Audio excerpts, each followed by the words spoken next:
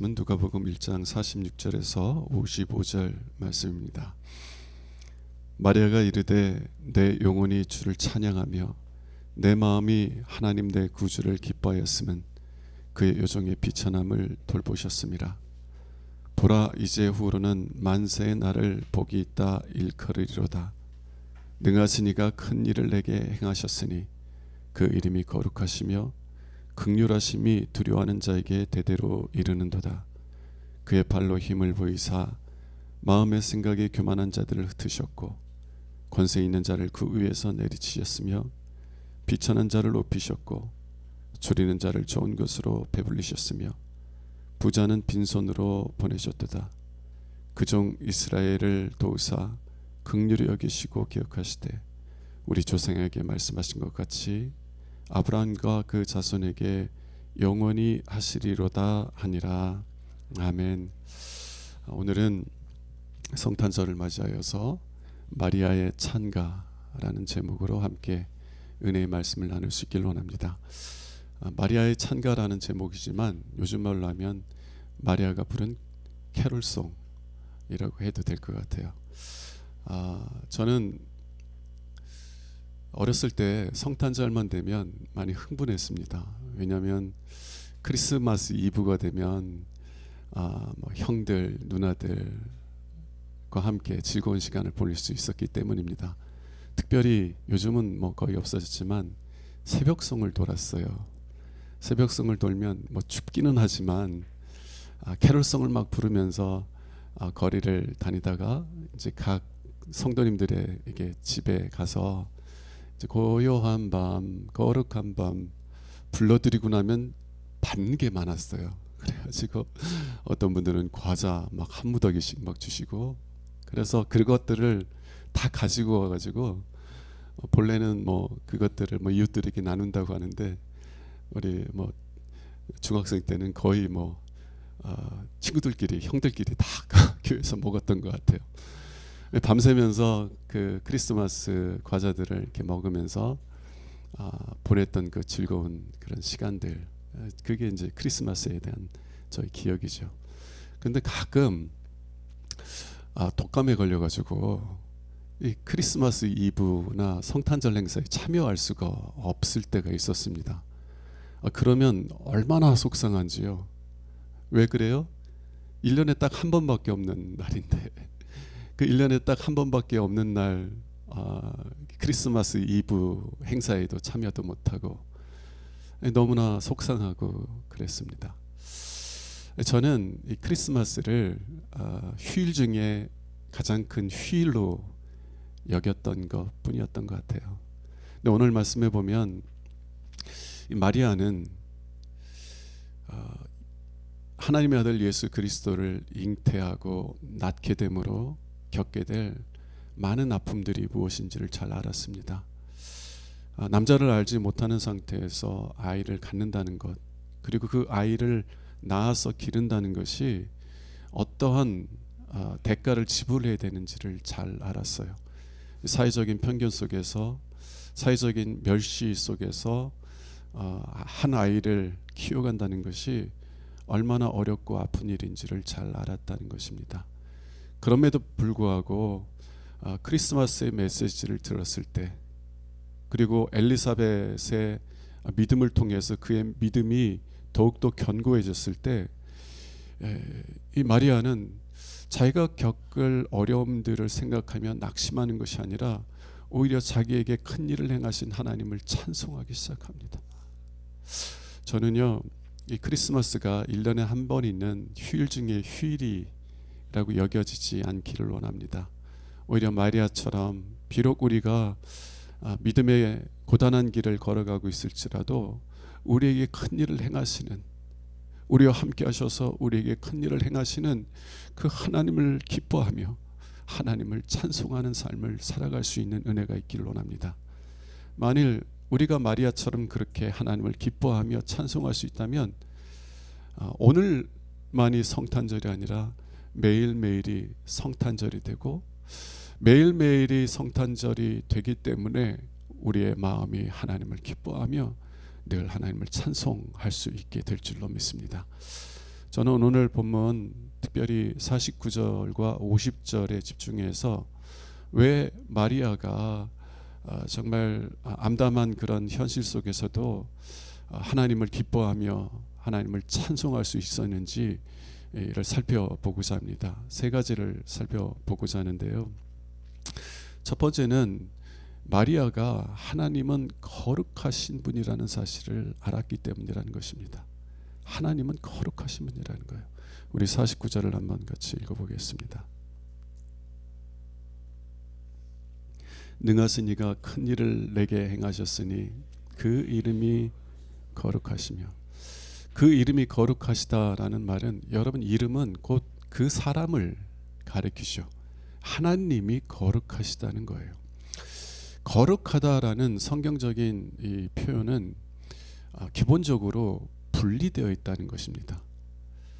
많은 무리가 있어도요, 그 무리와는 전혀 다른 어떤 사람을 이야기할 때 그 사람은 거룩하다라는 표현을 쓰는 거죠. 만일 하나님을 믿는 사람들에게 적용된다면, 비록 우리가 정말 허물들이 여전히 있을지라도 우리는 하나님께 속한 자로 분리가 되어 있는 거예요. 우리는 하나님의 것이 되는 것입니다. 그래서 여러분, 세상 살아가다 보면 예수 안 믿는 사람들이 우리보다 더 도덕적으로, 윤리적으로 좀 바르게 살아가는 사람들 많아요. 그죠? 성품도 우리보다 더 좋은 사람들도 많아요. 그러나 하나님은 그러한 사람들을 거룩하다라고 말하지 않아요. 누구에게 거룩하다고 하는 표현을 쓰세요? 성도는 거룩한 자, 세인트라는 뜻입니다. 왜 우리가 하나님 앞에 거룩하냐? 왜냐하면 우리가 하나님께로 속해 있기 때문에, 하나님께로 분리되어 있는 사람이기 때문에, 우리가 하나님 것이기 때문에 우리는 거룩한 자요, 하나님께서도 우리를 거룩한 자로 부르신다는 것입니다. 근데 이 거룩하다라는 단어가 하나님께 적용이 되면 좀 더 달라져요.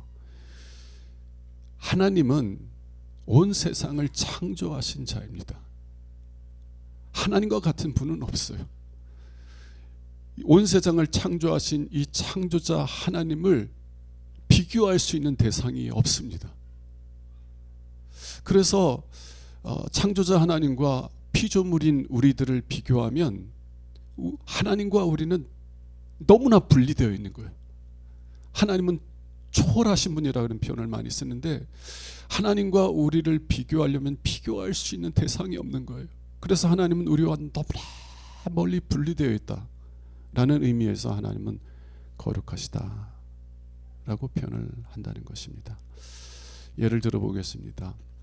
이사야 6장에 보면 예수님이 오시기 전 한 700년 전에 이스라엘에서 선지자로서 이스라엘 백성들을 섬겼던 이사야 선지자라는 분이 있습니다. 이분이 하나님으로부터 선지자로 부르심을 받을 때 하나님께서 그의 영적인 눈을 열어주셔서 하나님의 영광을 보게 해주세요. 어느 날 환상 중에 하나님의 영광을 보는데 하나님이 높이 들린 보좌 위에 앉아 계신 거예요.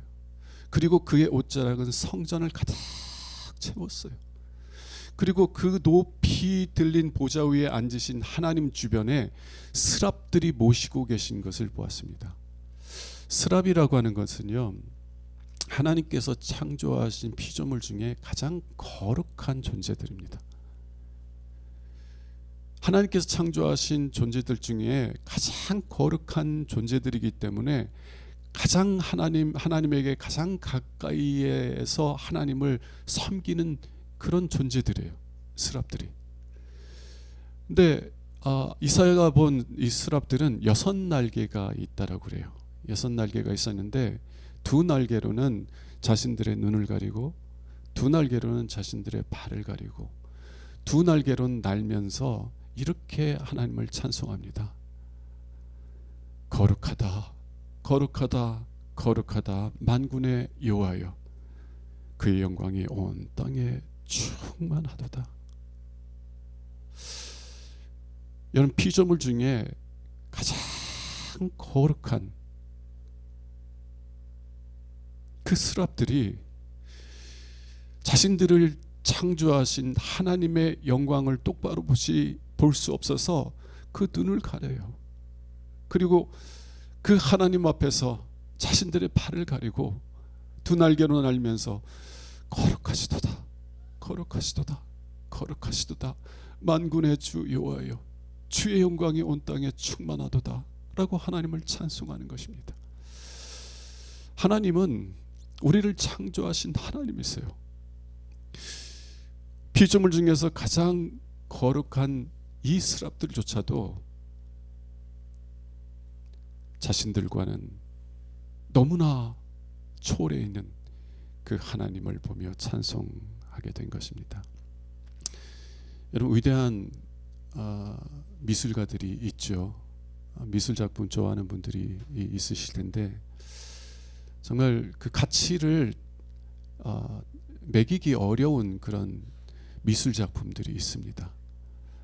뭐 수천억 원의 가치를 가진 그런 미술 작품들이 있는데요. 그러나 그 작품들이 아무리 큰 가치를 갖고 있을지라도 그 작품을 창조한 미술가보다는 가치 있지는 않을 겁니다. 왜냐하면 그 큰 가치를 가지고 있는 미술 작품들이 누구로부터 나왔어요? 미술가의 영감으로부터 나왔기 때문에 그렇습니다. 여러분, 하나님은요, 우리가 아무리 영광스러운 존재일지라도 우리는 하나님으로부터 나왔어요. 하나님의 그 거룩하심, 하나님의 그 존귀하심, 그 하나님의 그 영광은 비교할 수 있는 대상이 없다는 것입니다. 하나님은 우리와는 너무나 분리된 초월적인 거룩한 존재라는 것이에요. 근데 이사야서 12장 41절에서 사도 요한은 이사야가 본 그 하나님의 영광은 예수 그리스도의 영광이라 라고 말합니다. 사람으로 오셔서 마리아의 태를 빌려서 이 세상에 오신 예수 그리스도, 2000년 전에 이스라엘 땅에 가난한 집안에 태어나셔서 일평생 가난한 삶을 사셨고 마침내는 십자가에 달려 죽으신 그 예수라는 사람이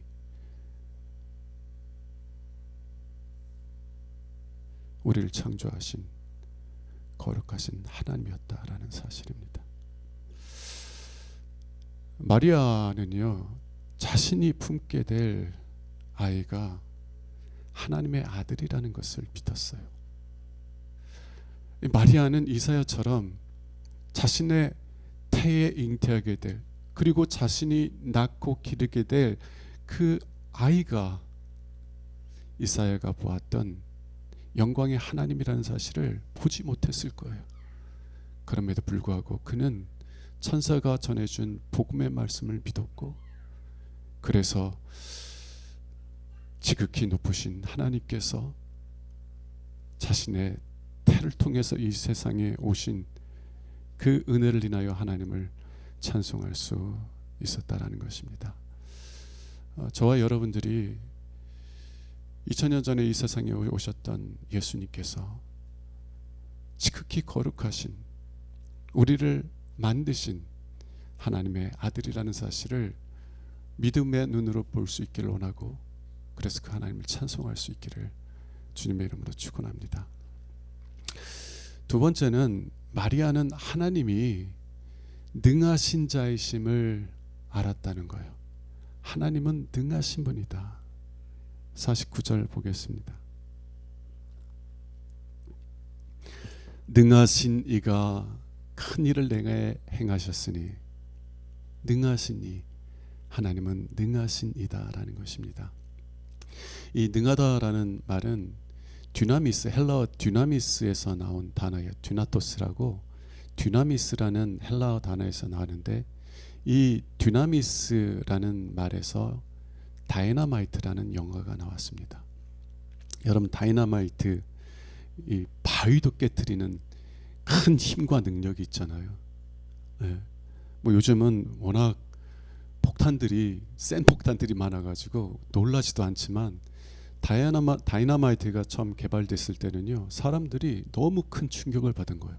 어떻게 저 조그만 것이 큰 안반을 그냥 깨트릴 수 있는가?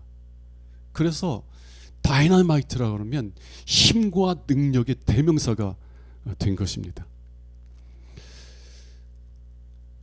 마리아는요, 하나님은 듀나토스, 능하신 분이다 라고 표현하고 있는데, 하나님은 불가능한 일이 없으신, 능하신, 능력을 가지신 하나님이라고 고백하고 있다는 것이에요. 세상 사람들은 힘이나 능력을 생각할 때 주로 높이 올라갈 수 있는 능력에 대해서 생각합니다. 뭐 육체적으로 말하면 남들보다 빠른 스피드, 남들보다 더 강한 근력을 가진 사람, 이런 사람들이 능력 있는 사람이다. 남들보다 더 똑똑하고 지혜로워서 그래서 공부 잘하는 능력을 가진 사람, 사업적인 안목에 있어서 돈의 흐름을 잘 봐요. 그래서 돈이 여기에서 저기로 흘러가는구나, 그거를 잘 봐서 투자를 잘 할 수 있는 사람. 여러분, 이런 사람들을 가리켜서 능력 있는 사람이라고 하지 않아요? 자기가 원하는 목표에 올라갈 수 있는 능력을 가진 사람, 이런 사람을 우리는 능한 사람이라 라고 여기고, 우린 그런 사람들을 부러워하는 것입니다. 저도 때때로 그럴 적이 있었는데, 정말 공부 잘하는 친구를 보면 나는 열심히 하는데도 성적이 잘 안 나오는데, 그 친구는 그냥 공부도 열심히 안 하는 것 같은데 공부를 잘해요. 그러면 부러워하는 거예요. 나도 저런 능력을 하나님께서 주시면 얼마나 좋았을까, 투덜거리면서 하나님께 원망했던 적도 있었는데요. 여러분, 우리는 힘, 파워, 능력하면 내가 원하는 것을 얻을 수 있는 것, 내가 원하는 높은 곳에 올라갈 수 있는 능력에 대해서만 생각합니다. 그러나 진짜 강한 능력은요, 낮은 곳에 내려갈 수 있는 능력입니다. 예를 들면 자신의 허물을 깨달았을 때 사람들 앞에서 정직하게 자신의 잘못을 인정할 수 있는 것, 쉽지 않은 일이에요. 그죠? 높은 자리에서 내려와 낮은 자리로 내려갈 수 있다는 것, 그거는요, 정말 큰 능력을 가진 사람 아니면 쉽게 할 수 있는 일이 아닙니다. 우리 교회에 이제 또 상담을 하시는 분이 계신데, 저도 이제 상담을 이제 많이 하게 돼요.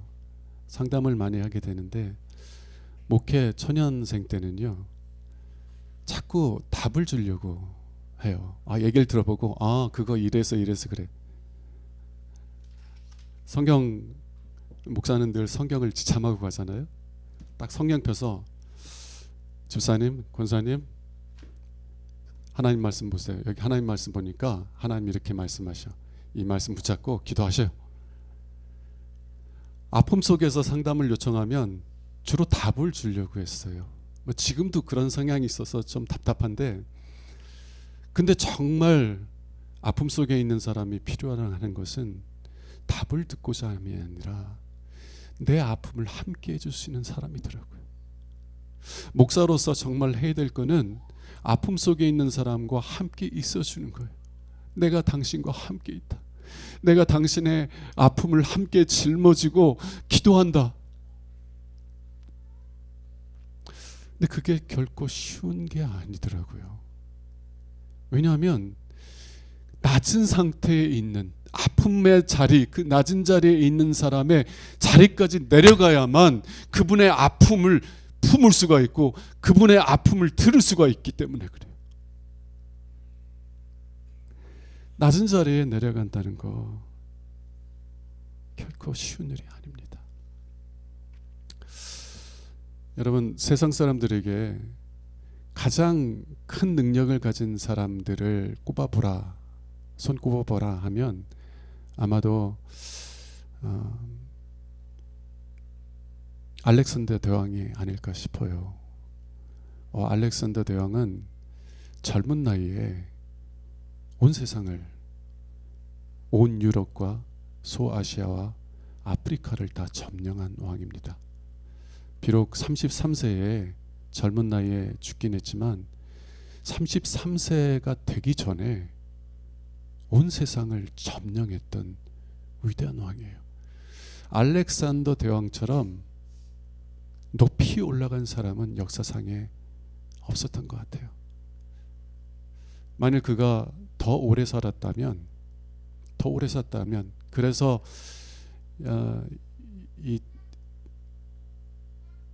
이 세상에 유럽이나 아시아나 아프리카만 있는 것이 아니라 아메리카도 있다는 사실을 깨달았으면 그는 배를 타고 아메리카도 가서 정복을 했을 거예요. 높이 올라갈 수 있는 데까지, 끝까지 높이 올라갈 수 있는 사람, 그 사람이 누구였냐? 알렉산더 대왕이라는 것입니다.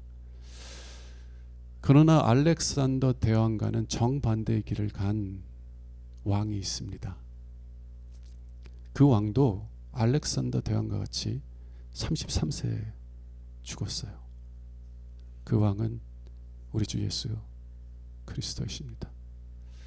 그는 본래 우리를 창조하신 영광의 하나님이셨지만 자기를 지극히 낮추셔서 우리와 같은 사람의 몸으로 이 세상에 태어나셨어요.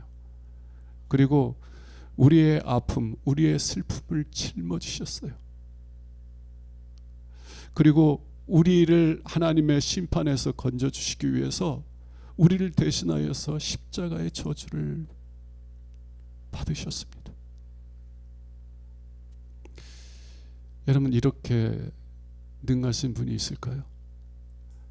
나를 하나님의 심판에서 건져주시기 위해서 나를 대신하여 십자가의 저주를 받으신, 자신을 낮추시되 십자가의 자리까지 자신을 낮추신 이런 능하신 왕이 있을까요? 마리아는 하나님이 자신을 지극히 낮은 자리까지 낮추실 수 있는 능하신 하나님이라는 사실을 보았어요. 그래서 그녀는 하나님을, 그녀의 마음이 하나님을 기뻐하며 하나님을 찬송했던 것입니다. 우리에게도 그러한 은혜가 있기를 원합니다. 마지막으로 마리아는 하나님이 우리를 긍휼히 여기시는 자임을 알았다는 것입니다. 하나님은 우리를 긍휼히 여기시는 자라는 사실을 알았다는 거예요. 50절 말씀 보겠습니다. 긍휼하심이 두려워하는 자에게 대대에 이르는도다. 긍휼하심이 두려워하는 자에게 대대로 이르는도다. 긍휼히 여기다라는 단어는 불쌍한 사람을 보았을 때 일어나는 마음의 감정입니다. 정말 잘 살아보려고 하는데 잘 살 수 없는 그런 환경 가운데 있는 분들을 보면 우리 마음에 긍휼이 일어나요. 어떻게든 살아보려고 하는데 환경이 안 돼서, 여건이 안 돼서, 몸이 안 따라줘서 정말 고통 속에 살아가는 사람들 보면 우리 마음에 긍휼의 마음이 일어난다는 것입니다. 하나님은요,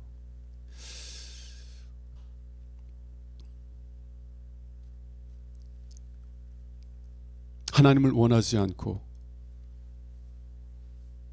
그래서 하나님이 없는 지옥의 형벌을 선택하는 우리들을 보면서 우리들에 대한 긍휼의 마음, 불쌍히 여기는 마음이 그 마음에서 일어난다는 것이에요. 우리를 불쌍히 여기시기 때문에 지극히 높으신 하나님께서 사람으로 이 땅에 오셨고, 그리고 우리를 대신하여서 하나님의 심판을 받으셨다는 거예요. 저는 하나님의 긍휼을 가장 잘 나타내는 성경 이야기 중에 하나가 선한 사마리아인의 비유라고 저는 생각을 합니다. 누가복음 10장에 보면 선한 사마리아인의 비유가 있어요. 어떤 유대인이 예루살렘에서 여리고로 내려옵니다. 아마도 예루살렘에 가서 예배 드리고 집으로 이제 내려오는 길이었겠죠. 근데 그 길에 강도를 만나는데, 강도들이 돈만 뺏은 것이 아니라 그 사람을 쳐서 거의 죽게 만들었어요. 돈을 달라고 하면 순순히 줬어야 되는데 순순히 안 주니까 두들겨 패가지고 죽었다 싶으니까 그냥 길거리에 던져놓고 강도들이 떠난 거죠. 근데 여러 사람들이 지나가는데 그 사람들 피해 지나갔습니다. 근데 그 길을 가던 사람 중에 사마리아인이 있었어요. 사마리아인은 어떤 사람이냐면 이 유대인들이 멸시하는 사람들이었습니다. 혼혈인이라고, 요즘 말로는 뭐 튀기라고 그렇게 조롱하고 멸시했어요. 참 요즘 젊은 분들의 문화에 대해서 참 좋은 것 중에 하나는 자신의 출생에 대해서 떳떳하다는 거예요. 예전에는요, 혼혈인으로 태어나면 정말 사람들이 멸시를 하기 때문에 자신도 혼혈인으로 태어난 것 자체에 대해서 많이 힘들어했어요. 심지어는 부모님을 원망하기도 하고, 왜 엄마는 외국 사람과 결혼해서 나를 이 모양 이 꼴로 낳았는가, 엄마를 막 원망하고. 그리고 참 서양인하고 결혼하면 머리가 좀 노랗게 나오잖아요. 그러면 요즘은 멋있다고 하는데 옛날에는 술집 여자라고 그렇게 조롱을 받고 그랬어요. 근데 요즘은 참 젊은 사람들의 문화 중에 참 좋은 거는 내 출신이 뭐가 중요하냐, 내가 중요한 거지. 근데 이 사마리아인은요, 이 사람이 살던 시대에는 사마리아인으로 태어났다는 것 자체만으로 유대인들에게 멸시와 조롱을 받았어요. 심지어는요, 길을 가다가 유대인들이 사마리아인을 만나면 피해갔습니다. 피해갔어요. 행여나 길을 지나다가 옷깃이 스쳐서 내가 더러워질까봐 그렇게 더럽게 여겼어요. 여러분, 이러한 편견과 멸시와 조롱을 받았으면 자신을 그렇게 멸시하던 사람이 강도를 만나서 거의 죽게 된 것을 보았을 때 어떤 마음이 일어날까요? 우리 마음에는 잘됐다, 역시 하나님은 살아계셔, 진리는 반드시 밝혀져, 공의는 반드시 실행돼. 여러분, 대체로 우리 마음 가운데는 그런 마음들이 일어날 거예요. 근데 이 선한 사마리아인이 강도 만난 유대인을 보았을 때 그의 마음에 불쌍히 여기는 마음들이 막 일어났습니다. 그래서 그는 자기가 가지고 있던 상비약을 꺼내서 그의 상처를 치료해주고, 그리고 자신의 나귀에 그를 태우고 병원으로 가요. 병원으로 가서 그를 치료해달라고 하고, 치료비를 계산한 다음에 혹 치료비가 더 나오면 내가 여행에서 온 후에 그 치료비를 정산할 테니까 이 사람을 살려주십시오. 전 이 이야기를 보면서 하나님의 마음을 보게 됩니다. 여러분, 우리는요, 하나님께서 우리를 부르시기 전에 내가 내 인생의 주인이라고 생각하며 살았어요. 내가 원하는 대로 살았어요. 내가 내 삶의 주인이고 내가 내 삶의 왕이라고 여기며 살았습니다.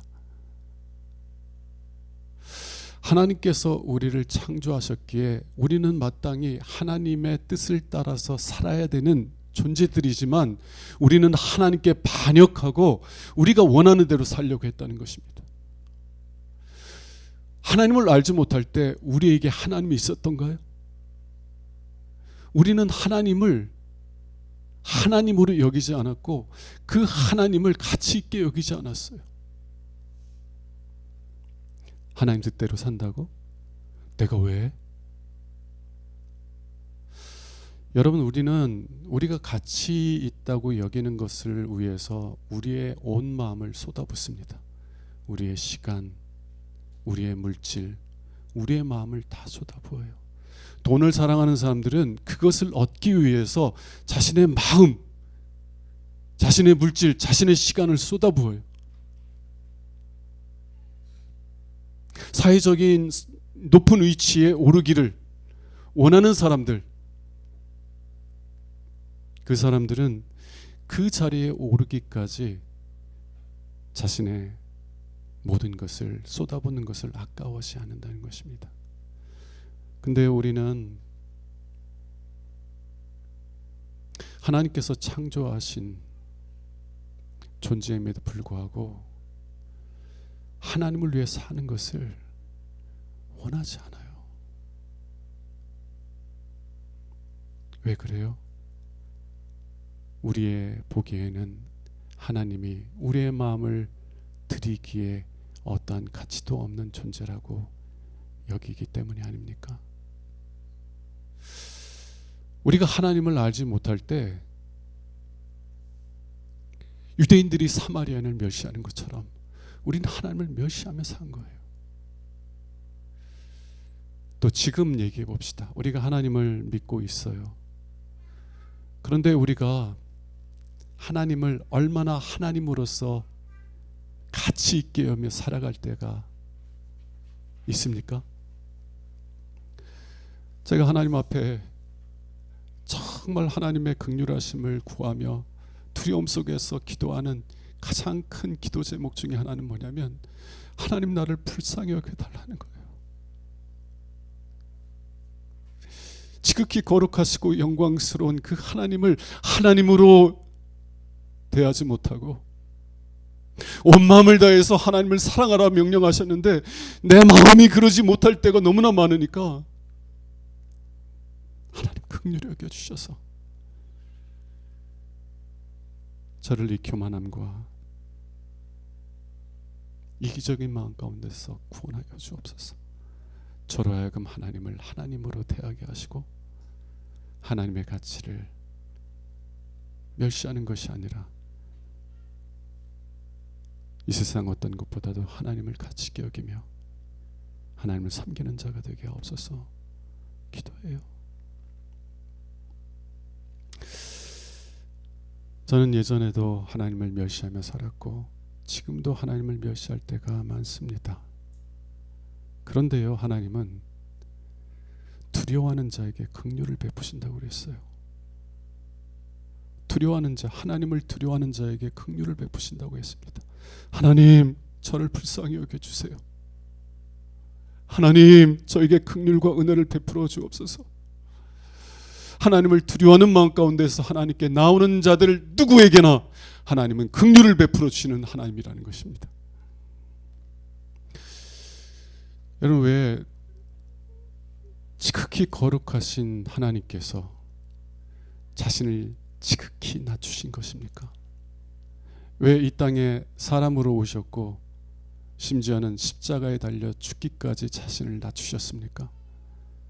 그 이유는 딱 한 가지예요. 하나님을 원하지 않기에 영원한 지옥을 선택하는 우리들을 불쌍히 여기셨기 때문에 그렇습니다.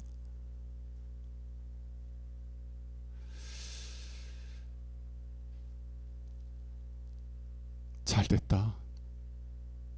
하나님의 공의는 실현됐다. 네가 나를 그렇게 멸시하더니 너는 마땅히 받아야 될 것을 받았다 라고 말씀하시는 것이 아니라 죽게 된 유대인을 보면서 너는 살아라. 너는 살아라. 내가 너를 대신하여 죽을 것이니 너는 살아라. 우리를 불쌍히 여기시는 마음 때문에 하나님께서는 자신을 지극히 낮추셨고 이 세상에 사람의 아들로 태어나셨고 그리고 십자가에 달려 죽으신 것입니다. 마리아는 비록 선명하게 그 하나님의 영광을 보지 못했을지라도 이 사실을 알았기 때문에, 깨달았기 때문에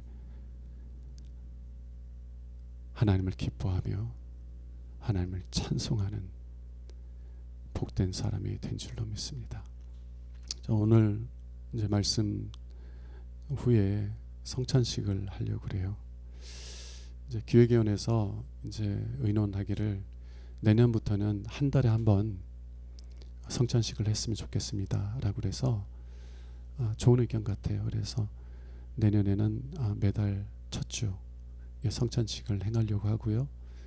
뭐 추수감사주일, 뭐 부활절일 때는 그 주일에 그래서 한 달에 한 번씩 성찬식을 하려고 하는데 이 성찬식의 의미가 뭐예요? 지극히 거룩하신 하나님께서 사람의 모습으로 이 땅에 오셨을 뿐만 아니라 자신의 생명을 우리를 위해서 내어주신 것입니다.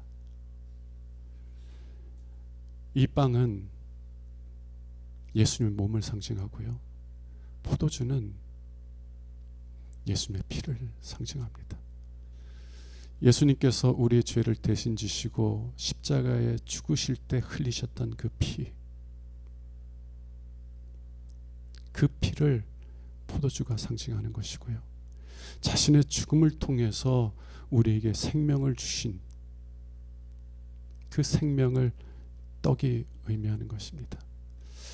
여러분, 성만찬에 나오실 때 하나님의 그 놀라우신 은혜를 기억하며 담대하게 나오세요. 두려워하는 자에게는 하나님의 긍휼하심이 대대에 이른다고 하였습니다. 하나님을 경외하는 마음을 가지고 하나님 저를 불쌍히 여겨주세요 라는 마음으로 성찬식에 나오셔서 이 성찬의 은혜를 누리실 수 있는 여러분들 되시길 바랍니다. 마지막으로 한마디만 더 하고 마칠게요. 제가 어떤 분하고, 우리 교인 아닙니다, 어떤 분하고 대화를 하는데 그분은 장로 교인이에요. 그분이 이제 속장으로서 섬기는데 그 속장으로 섬기면서 그 속도원들의 이제 이야기를 들으면 가장 마음이 아팠던 게 뭐냐면 그분들이 사회적인 위치는 높아요.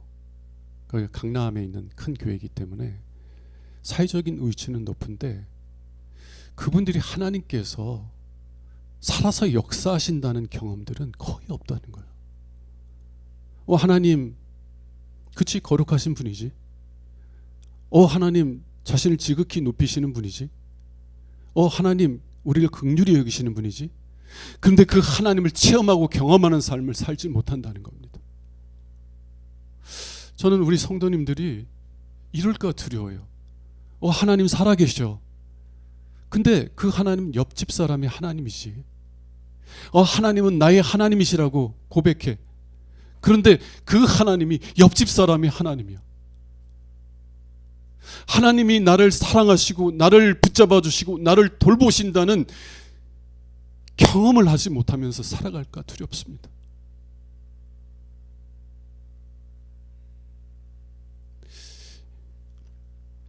저는 이 크리스마스가 또 앞으로의 삶이 정말 하나님께서 자신을 낮추셔서 우리를 섬기시는, 우리를 돌보시는 하나님이시라는 사실을 삶 속에서 경험해 갈 수 있기를 원합니다.